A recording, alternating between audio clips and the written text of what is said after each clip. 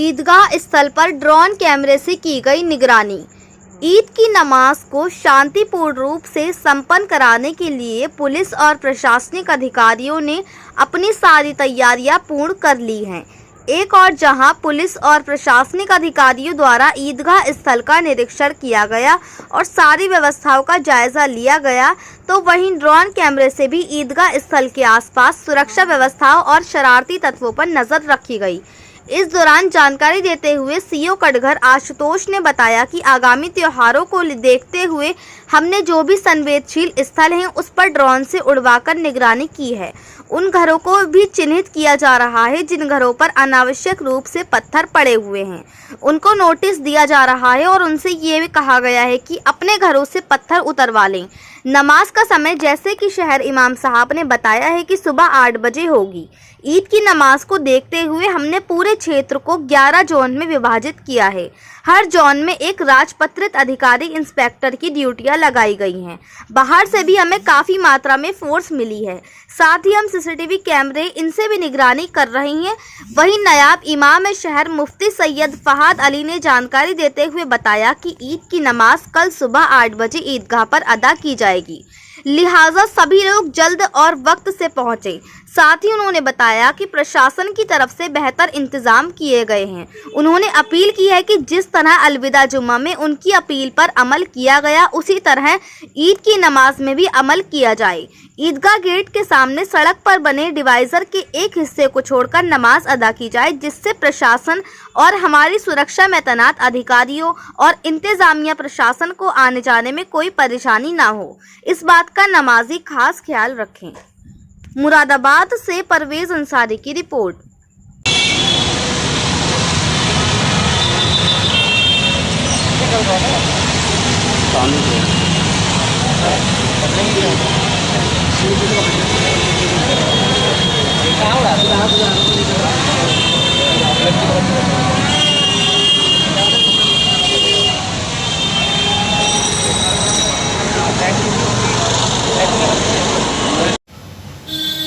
बिस्मिल्लाहिर्रहमानिर्रहीम।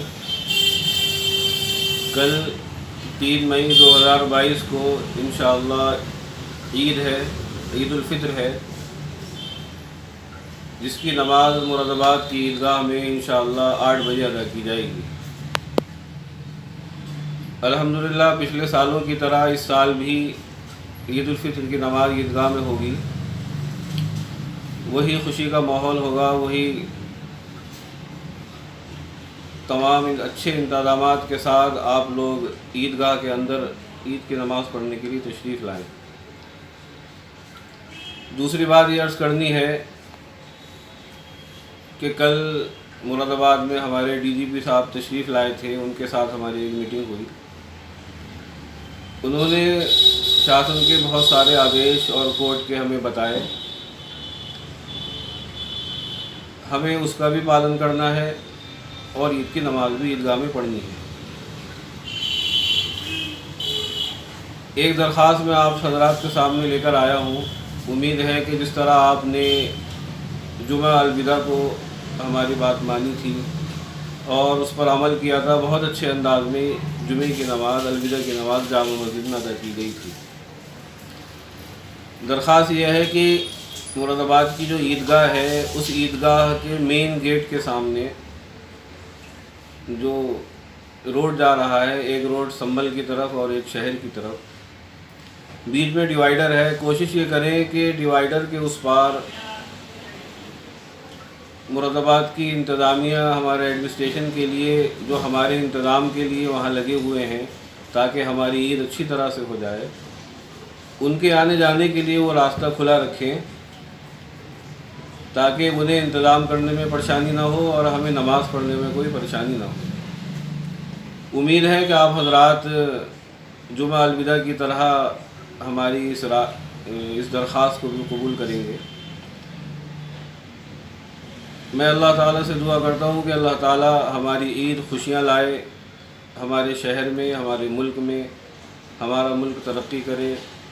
आप हज़रात खुशी खुशी ईदगाह के अंदर तशरीफ़ लाएँ, वक्त से पहले आएँ, ताकि 8 बजे से पहले आप ईदगाह के अंदर तशरीफ़ ले आएँ। 8 बजे इंशाअल्लाह ईद की नमाज शुरू हो जाएगी।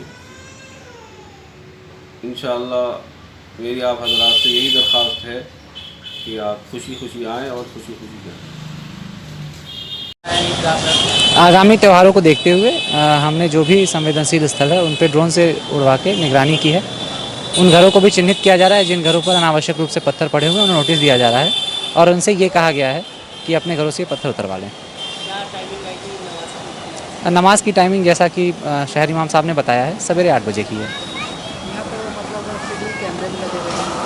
हाँ, उसको देखते हुए हमने पूरे क्षेत्र को 11 जोन में विभाजित किया है। हर जोन में एक राजपत्रित अधिकारी, इंस्पेक्टर्स की ड्यूटियां लगाई गई हैं। बाहर से भी हमें काफ़ी मात्रा में फोर्स हुई है। साथ ही हम सीसीटीवी कैमरे इनसे भी जो है निगरानी कर रहे हैं। हमारे LIU के जितने पुलिसकर्मी हैं अभी सूचना संकलन हेतु सारे ड्रेस में लगे हुए हैं।